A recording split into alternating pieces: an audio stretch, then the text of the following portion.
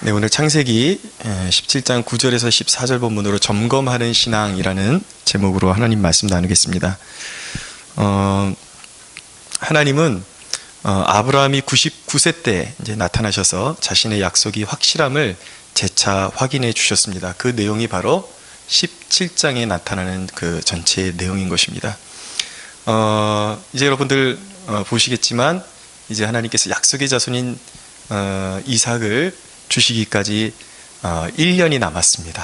아브라함이 지금 24년의 그 연단의 과정을 지나고 이제 그 하나님의 약속이 이루어지기까지 이제 1년을 남겨두고 있는 시점이죠.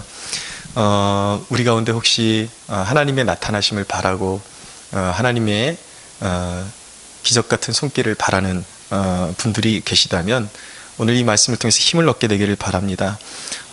아이가 잉태되면은 어머니 뱃속에 잉태되면 그 뱃속에서 10개월을 지나면 반드시 태어나게 되어 있는 것처럼 하나님의 약속도 우리의 삶 가운데 잉태되면 반드시 하나님의 때에 임하는 것을 믿으시기 바랍니다. 하나님의 축복은 약속의 자손들에게 반드시 임하게 되어 있습니다. 근데 이 언약을 확인해 주시는 이 대목 가운데 특징적인 것을 우리가 몇 가지를 살펴보면, 먼저 첫째는 하나님께서 하나님의 약속을 재차 확인해 시켜 주시면서 아브라함에게 완전하라고 요구하고 계시다라는 거예요. 그러니까 언약의 백성으로서의 반응을 요구하고 계신 것입니다. 그게 지난주에 살펴본 내용이었고, 두 번째는 이름을 아브라함이라고 바꿔주셨습니다. 아브라함은 많은 민족의 아버지라는 그런 뜻을 가지고 있습니다. 그러니까 하나님이 얼마나 확실하게 그 약속을 성취시켜 주실지 그 확신을 주시기 위해서 이름을 바꿔주신 것이죠. 이제 세 번째 대목이 무엇이냐면 오늘 말씀입니다. 오늘 대목이 뭐냐면 9절에 보니까 하나님이 또 아브라함에게 이르시되 그런즉 너는 내 언약을 지키고 내 후손도 대대로 지키라, 그렇게 말씀하시면서 이 언약이 무엇이냐? 너희 중 남자는 다 할례를 받으라. 이것이 나와 너희와 너희 후손 사이에 지킬 내 언약이니라 라고 말씀하고 있습니다. 오늘 할례를 받으라고 명령하시는 하나님의 그 모습을 볼 수가 있습니다.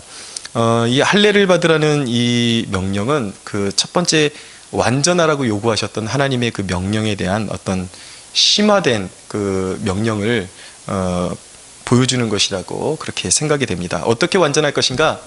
할례하라는 거예요. 할례를 받으라는 것입니다. 그래서 오늘 이 아브라함에게 주시는 할례에 대한 이 메시지를 통해서 우리가 할례에 대한 교훈을 좀 우리가 배우려고 합니다. 첫째는 할례를 통해서 배우게 되는 그 교훈은, 할례는 구원에 참여하는 모든 사람에게 주신 명령이다라는 거예요. 9절에서 10절 같이 다시 한번 읽어보겠습니다. 시작. 하나님이 또 아브라함에게 이르시되 그런즉 너는 내 언약을 지키고 내 후손도 대대로 지키라. 너희 중 남자는 다 할례를 받으라. 이것이 나와 너희와 너희 후손 사이에 지킬 내 언약이니라. 아멘. 이 할례는 분명한 것은 이 아브라함이 이 할례를 받음으로 언약의 백성이 된 것이 아닙니다. 이미 하나님께서 아브라함을 선택하셨고 아브라함이 하나님을 믿었기 때문에 언약의 백성이 된 것이죠. 그것을 확증하는 그 의식이 무엇이냐면 할례를 행하는 것입니다. 신약에서의 할례는 세례를 의미하기도 합니다. 근데 이제 우리가 오늘날 우리의 신앙인들은 그 할례를 받지는 않죠. 의식적인 것들은 이제 폐지가 되었습니다. 이제 예수님이 오시고 복음이 예수님께서 완전히 구약의 예언을 성취하시면서 의식적인 것은 폐지가 되었죠. 그러나 이 할례의 정신이 그대로 그러니까 세례로 건너가게 됩니다. 세례에 담겨 있는 것이죠. 그러나 여러분, 우리가 여기 이 대목에서 다시 한번 짚고 넘어가야 되는 것은 의식적인 물 세례로 우리가 구원을 얻을 수 없다라는 것입니다. 눈에 보이는 할례는 아까 말씀드린 것처럼 아브라함이 이미 믿은 것을 인증한 것에 불과한 것입니다. 그러니까 하나님께서 언약의 백성들에게 요구하시는 것은 무엇이냐면 이 언약에 참여하고자 하는 모든 세대에게 원하시는 것이 무엇이냐면 보세요. 12절에도 보면 너희의 대대로 모든 남자는 집에서 난 자나 또는 너희의 자손이 아니라 이방 사람에게서 돈으로 산 자를 막론하고 난 지 8일 만에 할례를 받을 것이니라. 너희 집에서 난 자든지 너희 돈으로 산 자든지 할례를 받아야 하리니 이에 내 언약이 너희 살에 있어 영원한 언약이 될 것이다 라고 말씀하고 있습니다. 그러니까 모든 세대와 피부색과 문화와 언어가 다름에도 불구하고 하나님께서 이 하나님의 놀라운 영적인 축복들을 주시기 위해서, 약속들을 주시기 위해서 사람들을 부르시는데, 그 언약에 참여하기 위한 유일한 조건은 민족과 언어와 그 모든 것을 막론하고, 그 차이에도 막론하고 오직 한 길이라는 거예요. 그것은 무엇이냐면 겉으로 보이는 할례를 받는 것이 아니라 마음의 할례를 받으라고 말씀하는 것입니다. 마음의 할례를 받아야 하는 것입니다. 그래서 로마서 2장 29절에 보면 누가 유대인인가, 진정한 유대인인가, 영적인 유대인인가, 표면적인 유대인이 유대인이 아니라 오직 이면적 유대인이 유대인이다 라고 말씀하시면서 할례는 외면에 받는 것이 아니라 마음에 받아야 한다라고 말씀하고 있는 것입니다. 근본적으로 우리의 마음이 변화가 받아야 되는 거예요. 근데 이 마음의 할례는 성령께서 행하시는 고유의 사역인 것입니다. 오직 성령만이 그 일을 하실 수가 있습니다. 여러분, 구원에 이르는 길은 죄의 자소인 우리의 마음의 근본적인 변화를 받는 길뿐이 없다라는 사실을 우리가 깨달아야 합니다. 우리의 마음이 변화를 받아야 돼요. 어떻게 변화를 받아야 됩니까? 근본적으로 우리가 사랑하던 죄를 미워하게 되고, 그리고 우리가 그렇게도 거부했던 하나님을 사랑하게 되는 그러한 마음의 변화를 받아야 구원에 참여하게 되고, 이 구원이라는 것은 또 다른 말로 하면 하나님의 언약에 참여하게 된다는 것을 의미하게 되는 것이죠. 그러니까 우리가 마음의 할례를 받아야 그 구원에 참여하는 자녀가 된다는 것입니다. 근데 여러분, 그 마음의 할례를 행하실 수 있는 분은 말씀드렸듯이 오직 성령만이 그 일을 행하실 수 있는데, 성령은 우리 안에 어떻게 오시는가? 오직 십자가를 통해서 우리 안에 오시는 것입니다. 날 위해 죽으시고 다시 사신 예수 그리스도를 믿을 때에 성령께서 우리 안에 오셔서 나의 옛사람은 죽어지고 그리고 새로 태어나게 하시는 것입니다. 할렐루야. 이것을 무엇이라 그러면 우리는 거듭남이라고 이야기하는 것입니다. 누구든지 거듭나지 아니하고는 하나님 나라를 볼 수 없습니다. 할렐루야. 거듭나야 하는 것입니다. 새로 태어나야 돼요. 거듭나야 비로소 우리의 마음이 변화를 받고 마음의 할례가 시작되게 되는 것입니다. 할례를 하라라는 것은 거룩에 대한 명령이기도 합니다. 그러니까 내가 이제 너에게 준 약속을 다 이룰 텐데, 너희의 삶 가운데 이제 번잡한 것들, 우상을 섬기고 마음이 나눠지고 그리고 합당하지 않은 그러한 모든 것들을 벗어버리라는 거예요. 마음으로부터 쉽게 얘기하면 온리 하나님께만 집중하라는 것입니다. 해바라기처럼 하나님께만 집중력을 가지라는 거예요. 여러분, 약속과 상관없는 일을 하는 사람들은 거룩에 관심이 없습니다. 여러분, 우리 주중에 분주한 삶을 살고 여러분들 각자의 그런 주어진 일들을 이루시기 위해서 동분서주하는데, 여러분들 그 가운데 여러분들 어떤 동기로 그런 일들을 하고 계십니까? 여러분, 하나님께 집중하고 하나님을 위해서 내가 산다라는 그 명확한 의식이 있을 때야 비로소 내 삶 가운데 필요 없는 일들이 제거되고 내 삶 가운데 집중력이 생기기 시작하는 것입니다. 거기서 좋은 열매가 일어나기 시작하는 것입니다. 사랑하는 여러분, 무슨 일을 감당하든지 우리의 사심으로 감당하려고 하지 말고 하나님께 다가오는 한 주에 하나님께 더욱더 집중할 수 있게 되는 저와 여러분들이 되기를 축원합니다. 마음을 거룩하게 하십시오. 하나님께 집중하십시오. 두 번째는 이 할례는 구원에 참여하는 백성들이 내면의 신앙과 외면적인 행위가 일치해야 한다는 것을 우리에게 가르쳐주고 있는 것입니다. 다시 말씀드립니다.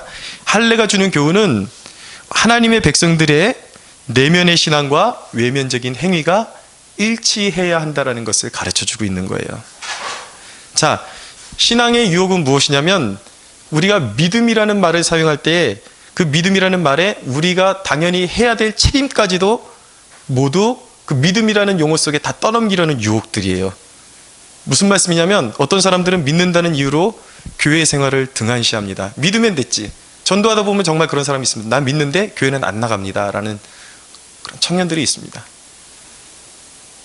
믿는다라는 이유만으로 모든 것을 다 대체하려는, 어떤 사람들은 직분에 대한 사모함을 전혀 갖지 않는 사람들이 있습니다. 교회에서 봉사하고 하나님 나라를 섬기는 일에 대해서는 전혀 관심을 갖지 않는 사람들이 있습니다. 그런데 여러분, 이것은 진정한 믿음이 아니라는 것이죠. 믿음이 있다라 그러면 내 믿음과 겉으로 표현되는 그런 신앙의 생활이 일치되는 무언가가 있어야 한다는 것입니다. 많은 사람들이 그렇게 자기가 믿음에 자기의 책임까지 떠넘기려고 하는데, 자 보십시오. 11절에 보니까 같이 한번 읽어볼까요? 시작. 너희는 포피를 베어라. 이것이 나와 너희 사이의 언약의 표징이니 라고 말씀하고, 할례가 뭐래요? 언약의 표징이다라고 말씀하고 있는 거예요. 표징이 뭐예요? 눈에 나타나는 표시를 의미하는 거잖아요.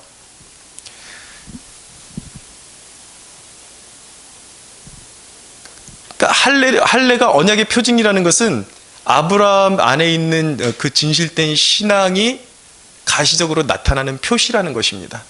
나타나는 것. 여러분, 참 신앙이라는 것은 내면이 진실됨을 증명하는 나타나는 무언가가 있어야 되는 거예요. 나타나는 것이 있어야 하는 것입니다. 이 언약의 표징이라는 것을 오늘날에 우리가 그 신앙생활하는 그 신앙의 그 패턴에서 우리의 신앙의 요소로 환원하면 무엇이냐면, 본질적으로 이 언약의 표징은 우리가 믿는 시대에 무엇으로 대체되었는가? 첫째는 세례예요. 세례와 성만찬으로 대체되었습니다. 여러분, 이 부분은 굉장히 중요한 부분이에요. 모든 성도들이 이 정도는 알고 있어야 돼요. 할례의 정신이 어디로 갔다고요? 세례와 성만찬으로 옮겨진 거예요. 그러니까 세례라는 것은 믿음이 있기 때문에 나는 세례 안 받아도 돼, 이게 아니라 마음의 할례를 받은 사람은 당연히 눈에 보이는 세례도 받아야 된다는 것입니다. 물세례도 받아야 돼요. 그리고 성만찬을 통해서 우리 안에 예수 그리스도의 십자가를 통해서 주신 하나님의 언약을 날마다 재확인하는 것이죠. 여기에 할례의 정신이 들어있는 것입니다. 자, 좀 더 나가서 이 언약의 표징이 의미하는 것은 우리의 진실된 신앙을 증명하는 모든 활동을 이야기하고 있는 것입니다. 어떤 것들이 있냐면 예배와 봉사와 경건 생활과 그리고 거룩한 생활, 이런 것들, 하나님을 추구하면서 우리가 해야 하는 모든 것들을 의미하는 거예요. 그러나 여러분, 여기서 중요한 것은 언약의 표징 자체는 우리를 구원하는 능력이 없습니다. 동의하시죠? 네. 그냥 물세례를 받는다고, 예배한다고, 봉사한다고 구원받는 것은 아니에요. 그 정도 개념은 이제 우리가 분명히 섰으리라고 저는 믿습니다. 그런데 자, 이런 것들이, 이런 표징들이 의미가 있어지려면 전제 조건은 먼저 말씀드린 듯이 먼저 거듭나야 되는 것입니다. 내면의 할례를 받아야 돼요. 오직 우리의 마음이 변화를 받아서 하나님을 갈망하는 그 신심에서 우러나오는, 그러니까 하나님을 더욱더 추구하는 그런 마음에서 우러나오는 나타나는 것들, 표징들이어야지 비로소 우리의 신앙에 진정한 참된 의미가 주어지기 시작된다는 것입니다. 자, 여러분, 내면의 변화가 중요하다는 것은 이제 우리가 다 동의를 하는데, 그럼에도 불구하고 겉으로 보여지는 이 표징들, 예배 생활과 봉사와 하나님의 말씀 읽고 기도 생활과 이 여러 가지 이 눈에 보이는 이 표징들이 중요한 이유는 무엇입니까? 아주 중요한 이유가 있습니다. 11절을 보세요. 이 표징이 무엇이냐면 나와 너희 사이의 언약의 표징이다라고 말씀하고 있어요. 곧 무슨 말씀이냐면 이 표징이 내 자신이 하나님과 진실한 관계를 맺고 있다라는 증거가 되어진다라는 것입니다. 그러니까 겉으로 보여지는 것을 무시하면 안 된다라는 것입니다. 부부관계를 통해서 제가 말씀드릴게요. 비유를 들어서 말씀드리겠습니다. 부부가 반지를 끼는 이유는 무엇입니까? 반지를 끼는 이유는 서로가 각별한 관계로 들어갔음을 서로 나타내는 거예요. 우리가 이런 헤어질 수 없고 언약관계로 들어갔다라는 것을 보여주는 것이죠. 부부가 서로 바람을 피우지 않아야 되는 이유가 무엇입니까? 않는 이유는 무엇입니까? 그것은 부부가 서로 진실한 관계로 묶여 있다라는 것을 서로 나타내고 있는 것입니다. 신앙에 있어서 마찬가지라는 거예요.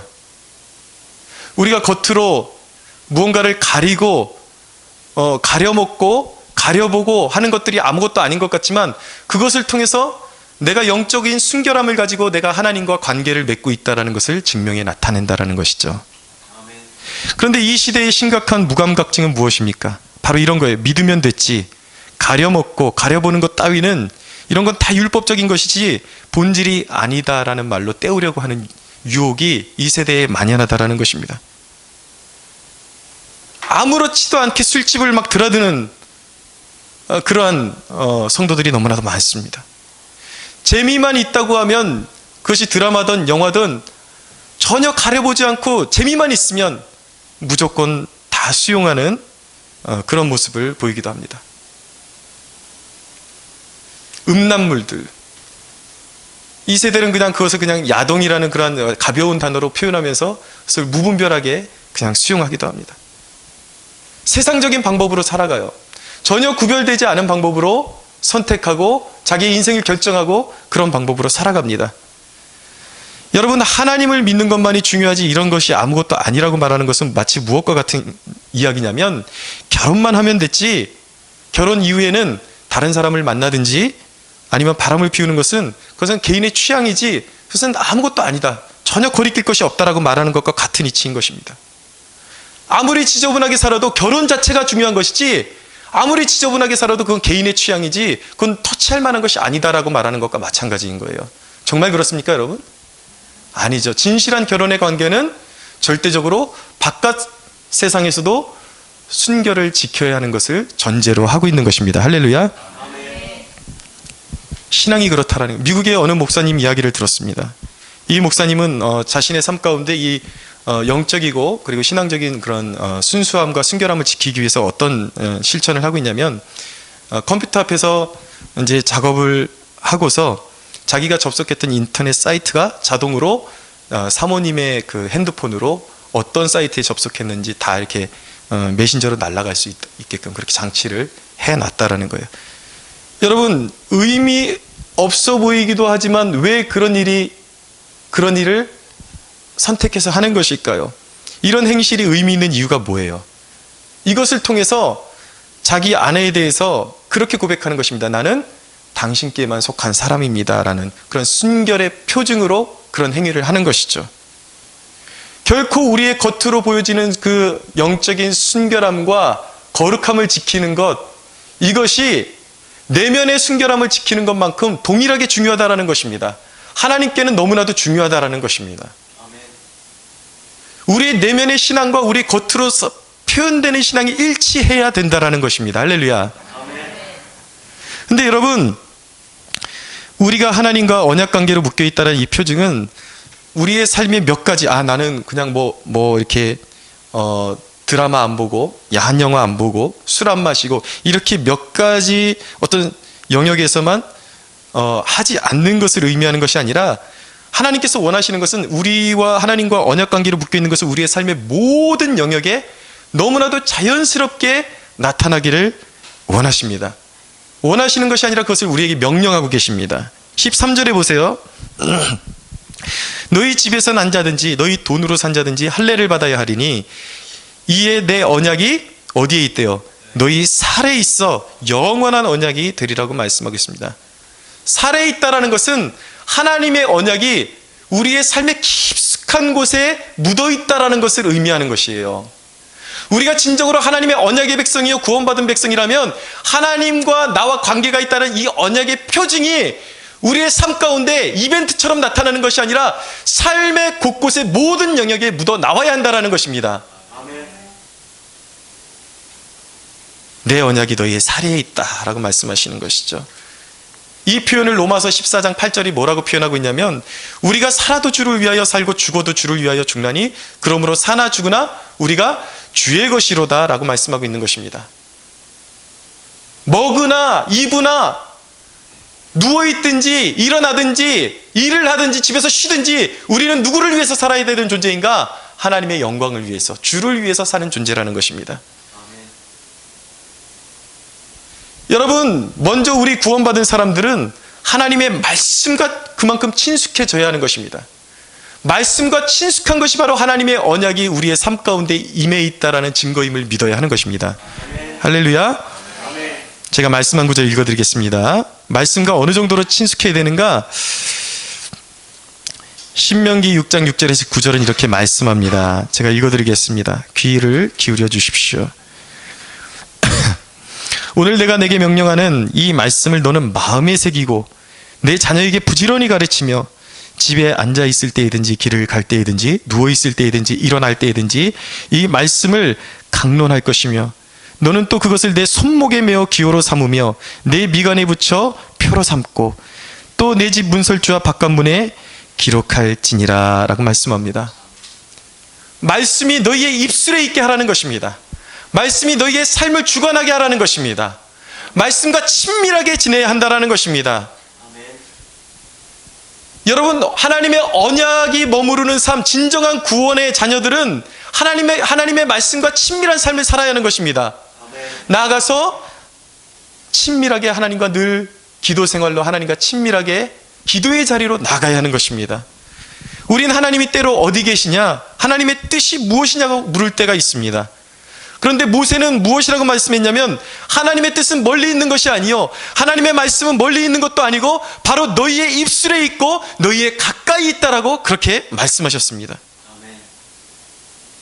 구원받은 사람의 삶에는 하나님의 말씀이 그만큼 친밀하게 있어야 정상이라는 것입니다. 에스겔 선지자도 그런 말씀을 했습니다. 에스겔 선지자가 예언을 하면서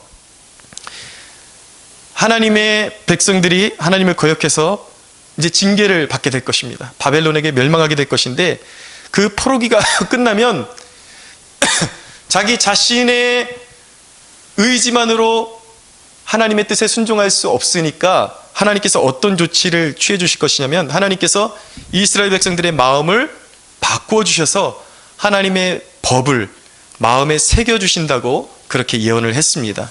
그것이 에스겔서 36장에 있는 말씀인데 제가 한번 찾아서 읽어드리겠습니다. 같이 한번 찾아볼까요? 에스겔서 36장 찾을 수 있는 분들은 같이 찾으시고 에스겔서 36장 25절에서 27절입니다.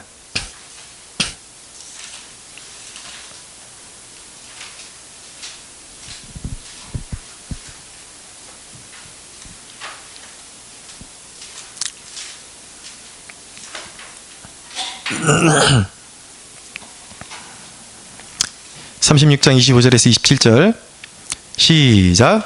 맑은 물을 너희에게 뿌려서 너희로 정결하게 하되 곧 너희 모든 더러운 것에서와 모든 우상 숭배에서 너희를 정결하게 할 것이며 또 새 영을 너희 속에 두고 새 마음을 너희에게 주되 너희 육신에서 굳은 마음을 제거하고 부드러운 마음을 줄 것이며 또 내 영을 너희 속에 두어 너희로 내 율례를 행하게 하리니 너희가 내 규례를 지켜 행할지라. 아멘. 무슨 말씀입니까? 인간의 노력으로 하나님의 법을 지키는데 이스라엘이 실패했기 때문에 이후에게는 믿는 자들에게 성령을 부어주셔서 부드러운 마음을 주시고 이제 그들의 마음 가운데 하나님의 법을 두시겠다라는 약속의 말씀이에요. 쉬운 말로 하면 진정으로 하나님의 언약의 백성이 된 사람들의 마음 가운데 이미 성령이 오셨고 하나님의 말씀이 그만큼 친밀하게 느껴져야 정상이고 친밀해야 한다라는 것입니다. 진정으로 언약의 백성, 예수의 생명이 있는 사람은 하나님의 말씀이 당연히 즐거워야 하는 것입니다. 그런데 여러분, 문제는 무엇이냐면 우리 삶에 이런 표징이 나타나지 않아요. 하나님의 말씀이 즐겁지 않습니다. 기도 생활도 하지 않습니다. 언약의 표징이 전혀 나타나지 않아요. 거룩한 삶도 없어요. 거룩하게 살고 싶은 생각도 없어요. 많은 사람들이 교회 안에 있지만 그런 삶을 살아가고 있다는 것입니다.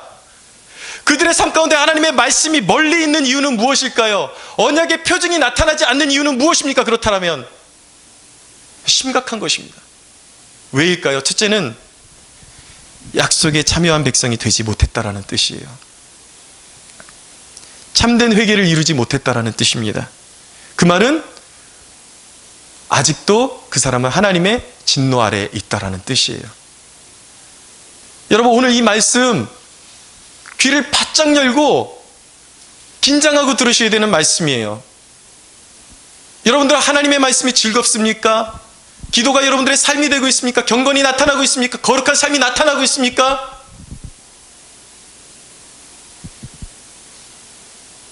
또 한 가지 왜 이런 약속이 하나님의 말씀이 그 사람에게서 멀리 있는가? 그 사람은 아직도 옛 육신의 삶에 머무르고 있고 영적으로 개선되고자 하는 몸부림이 나타나지를 않는 것입니다. 영적으로 게으른 거예요.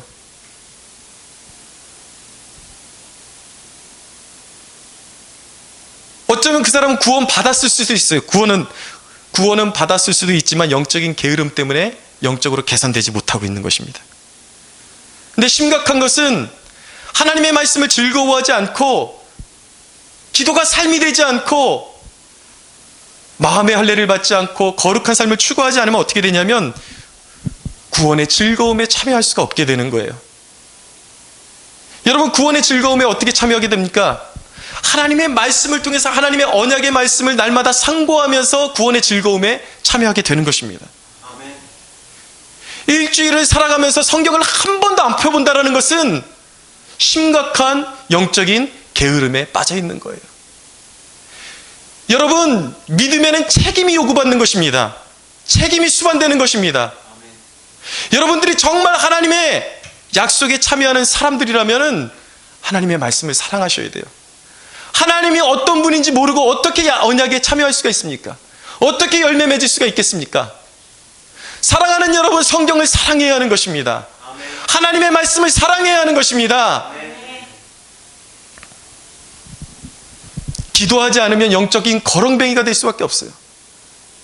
평소에 기도하지 않는 사람은 거둘 것이 없는 것입니다. 하나님의 모든 축복은 기도를 통해서 그 사람의 삶 가운데 나타나게 되어 있는 것입니다. 아멘. 여러분, 하나님의 언약의 표징이 우리의 삶에 가까이 있어야 된다고 말씀하고 있는데, 사도 바울은 어느 정도까지 우리가 하나님께 가까이 있으라고 말씀하고 있냐면 데살로니가전서 5장 16절에 18절에 보면 이렇게 말씀합니다. 항상 기뻐하라. 쉬지 말고 기도하라. 범사에 감사하라. 여기서 강조점이 무엇입니까? 항상에 있는 것입니다. 항상 기뻐해야 하는 것입니다. 아멘. 쉬지 말고 기도해야 하는 것입니다. 아멘. 범사에 감사해야 하는 것입니다. 내가 하나님과 언약의 자손으로 하나님과 그 언약을 맺고 있다는 그 표징이 우리의 삶 가운데 항상 나타나야 한다는 것입니다. 할렐루야. 아멘. 항상 하나님과 동행하며 그분의 기쁨에 동참해야 하는 것입니다. 여러분, 전도가 기쁘십니까? 여러분들 전도 이야기만 나오면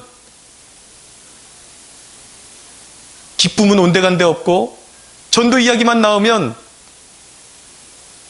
오히려 마음의 부담감밖에 없는, 왜 전도를 우리가 이야기할 때에, 전도를 우리가 생각할 때에 우리의 마음 가운데 기쁨이 없을까요? 내 자신이, 여러분 자신이 언약에 참여하고 있는 백성임을 잊어버리고 있기 때문이에요. 진정으로 우리가 언약에 참여하고 있는 백성이라면 전도하는 것이 우리에게 영광이 되어야 하는 것이고 우리에게 기쁨이 되어야 할 줄로 믿습니다. 매사에 감사하는 삶을 살아야 하는 것입니다. 사랑하는 여러분, 우리의 삶 가운데 모든 속속들이 우리의 삶의 요소 가운데 하나님의 언약의 표징이 나타나는 축복이 있게 되기를 축원합니다. 자, 세 번째로 할례의 교훈이 우리에게 주는 교훈은 무엇이냐면 우리에게 신앙의 점검이 절대적으로 필요하다는 것을 보여주고 있는 것입니다. 14절을 보세요. 오늘 본문 14절을 보십시오.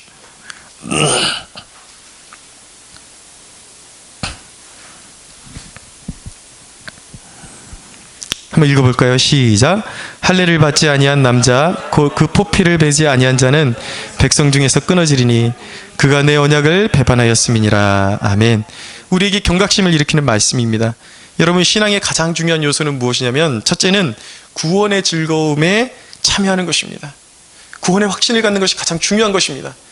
내가 예수를 믿음으로 말미암아 내가 언약 백성이 되었고 하나님의 약속이 내 삶 가운데 거하고 있다는 것을 날마다 확신하는 것이 필요한 것입니다.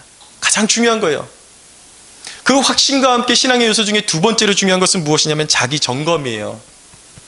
자기를 점검하는 것입니다. 오늘 말씀의 핵심적인 단어는 무엇이냐면 이 표징이 없는 자는 백성 중에서 끊어질 것이라고 말씀하고 있습니다. 다른 말로 하면 이 표징이 우리의 삶 가운데 나타나지 않으면 언약의 백성이 아니라는 것입니다. 심각한 이야기죠. 야고보서 2장 22절에 보면 내가 보거니와 믿음이 그의 행함과 함께 일하고 행함으로 믿음이 온전하게 되었느니라 라고 말씀하고 있어요. 행함으로 구원에 이른다라는 뜻이 아니라 참 믿음은 행함으로 그 진가를 증명받게 되어 있다라는 뜻입니다. 아까 말씀드린 것처럼 우리 내면의 신앙과 우리의 겉으로 드러나는 신앙의 삶이 일치되어야 한다는 것입니다. 여러분 보십시오. 해는 빛을 발할 때 비로소 해가 되는 것입니다. 해는 자연스럽게 빛을 발할 수밖에 없는 거예요. 그것이 해이기 때문입니다. 맞습니까? 사랑에 빠진 사람은 어떤 증상이 나타납니까? 사랑에 빠지면 자꾸 선물해주고 싶은 거예요. 길거리에 가다가도 뭐 이쁜 거 보면은 그 사람이 생각나고 자꾸 그 사람을 위해서 뭔가 해주고 싶은 것이죠. 내 안에 진정한 사랑이 있으니까 그렇게 되는 것입니다. 우리가 진정으로 언약의 백성이라면 자연스럽게 하나님을 위해서 살고 싶고 하나님을 위해서 순종하고 싶은 그런 삶의 열매들이 드러나게 되어 있다는 것입니다. 할렐루야. 그런데 여러분, 이런 변화가 없다면, 심각한 것은 이런 변화가 없다면 버려진 상태이거나 순종이 없어서 열매 맺지 못하는 상태에 있다는 것입니다. 이것을 점검하라는 거예요. 여러분들의 현재 신앙의 주소를 점검하라는 것입니다. 그래서 사도 바울은 말씀합니다. 너희는 믿음 안에 있는가 너희 자신을 시험하고 너희 자신을 확증하라. 날마다 확증하래요. 예수 그리스도께서 너희 안에 계신 줄을 너희가 스스로 알지 못하느냐. 그렇지 않으면 너희는 버림받은 자니라라고 말씀하고 있습니다. 이게 구원의 양면이에요. 하나님은 우리가 구원을 확신하기를 원하십니다. 예수님 안에서 구원을 확신하기를 원하십니다. 할렐루야. 그러나 그 확신에 맞는 믿음의 삶이 나에게 있는가도 점검하라고 도전하고 있는 것입니다. 아까 사도 바울이 말씀한 그 대목에 이어서 더 중요한 대목이 있는데, 고린도후서 13장 6절에 있는 말씀인데, 우리가 버림받은 자 되지 아니한 것을 너희가 알기를 내가 바란다라고 말씀하고 있는 것입니다. 그러니까 고린도 교인들에게 너희는 예수의 피로 말미암아 이미 구원받은 자들 아닌가? 그런데 너희의 삶 가운데 너희와 언약의 백성으로서 어울리지 않는 행동이 있고 삶의 모습이 있고 너희가 아직까지 하나님 앞에 온전히 순종하지 못하는 모습이 있다라는 거예요. 근데 기억하라는 것입니다. 이제 그런 삶을 버려야 너희가 온전히 예수의 피로 거듭나서 하나님의 언약에 참여한 것을 반드시 깨닫고 날마다 상고하면서 그 언약에 합당한 삶을 갖춰야 너희가 열매 맺는 하나님의 백성으로 성장할 수 있다는 것입니다.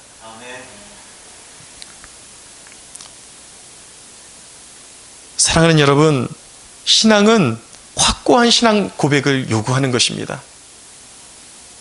오늘 여호수아가 이스라엘 백성들을 세워놓고 도전했던 그 말씀이 오늘 저와 여러분들에게 주시는 하나님의 도전인 것입니다. 너희는 저 강 건너편에서 섬기던 저 이방신을 섬기든지 아니면 우리의 하나님을 섬기든지 택하라는 거예요. 중간지대라는 없다라는 것입니다. 회색지대에 있지 말라는 것입니다. 강 건너편 이방신을 섬기는 것처럼 그렇게 어정쩡하게 옛 습관에 거하지 말고 확고하게 확실하게 너희의 삶으로 내 삶이 하나님께 속해 있음을 증명하는 삶을 살아가라는 것입니다. 아멘. 여러분, 최근에 한 배우에 대한 소식을 접하게 되었습니다. 이성재라는 아주 유명한 영화 배우가 있는데 이 배우가 유명해지기 시작한 영화가 아마 공공의 적 같아요. 근데 영화가 잔인하고 그래서 이분이 그렇게 신앙이 깊을 것이라고는 상상을 못했는데 아마 최근으로 들어서면서 이분이 신앙이 더 깊어진 것 같습니다. 근데 이성재라는 분이 제가 연예인들 간증을 할 땐 좀 조심스럽습니다. 왜냐하면 항상 어느 때에는 신실한 믿음의 사람이라고 이렇게 나타났다가 또 어느 부분에서 넘어지는 부분이 이렇게 종종 있어가지고 좀 조심스러운데 현재는 그렇다라는 것입니다. 이분이 신앙 프로그램에 나와서 자기의 신앙에 대해서 이야기를 하면서 간증을 하는데 뭐라고 이야기했냐면 연기는 자기의 아르바이트고 자기의 본업은 선교라고 그렇게 간증을 했습니다. 이분은 연기를 굉장히 잘하는 분이에요. 아르바이트 수준으로 하는 법은 아닙니다. 근데 상대적으로 하나님께서 내게 주신 사명과 이 연기라는 이 자기의 직업과 비교했을 때에 그 중요도를 따졌을 때에 마치 연기는 아르바이트 수준에 불과한 것이고 내가 목숨 걸고 내가 생명 걸어야 될 사명은 바로 선교다라고 고백하고 있는 것입니다. 그러면서 이분은 택시를 타도 전도를 한대요. 예수 믿으라고 전도를 하고 방송에서 메이크업 하는 사람들에게 자기 머리 감겨줄 때도 그 순간순간을 놓치지 않고 전도를 한다라는 거예요. 여러분, 이것이 바로 우리 모든 그리스도인들에게 요구받는 삶 아닙니까? 여러분, 이런 이야기를 들으면서 도전을 느끼지 않는 것은 우리의 심령이 죽어 있는 것입니다. 심각한 것입니다. 마땅히 우리는 도전을 느껴야 돼요. 여러분이 이 세상에서 정말 언약의 표징이 정말 하나님의 할례 받은 백성으로, 마음의 할례를 받은 백성으로서의 삶이 여러분들의 삶에 나타나고 있습니까? 확고한 그분을 향한, 그분을 위한 그런 삶의 순종이 삶에 나타나고 있냐라는 것이죠. 사랑하는 여러분, 중간지대에 서 있지 마십시오. 내가 천국 백성인가, 혹시라도 내가 교회 다니니까 죽으면 그래도 모르지 하나님이 날 받아주실지, 그럴 수도 있어요. 그러나 그런 불확실한 가운데 머물지 말라는 것입니다. 확고한 자리로 올라오라는 거예요. 완전한 헌신의 자리로, 완전한 거룩함을 사모하는 자리로, 하나님을 알아가는 자리로 올라오라는 것입니다. 할렐루야. 아멘. 사랑하는 여러분, 도전합니다. 말씀을 따라서 불의는 미워하고 거룩한 삶을 살게 되는 여러분들이 되기를 축원합니다. 교회를 사랑하십시오. 그리고 거룩한 직분을 사모하는 사람들이 될 수 있게 되기를 축원합니다. 여러분, 말씀드린 것처럼 막연하게 내가 천국 갈까? 그런 막연함 속에 거하지 마시고 여러분들의 삶 가운데 확고한 믿음의 표징을 가지고 천국을 침노에 들어가는 천국 백성이 되기를 축원합니다. 사랑하는 여러분, 날마다 점검하는 신앙을 가지십시오. 이 말씀을 통해서 나는 구원에 참여하는 믿음을 가지고 있는가? 나는 약속에 참여하여 하나님의 열매 맺는 믿음을 소유하고 있는가? 사랑하는 여러분, 기억하십시오. 이 표징이 전혀 없으면 천국에 들어갈 수가 없습니다. 사랑하는 여러분, 저는 여러분들을 축복합니다. 날마다 여러분들의 삶이 세상 밖에서 발견되는 것이 아니라 예수 안에서 발견되는 축복이 있게 되기를 축원합니다. 우리 하나님께 영광의 박수 올려드리겠습니다.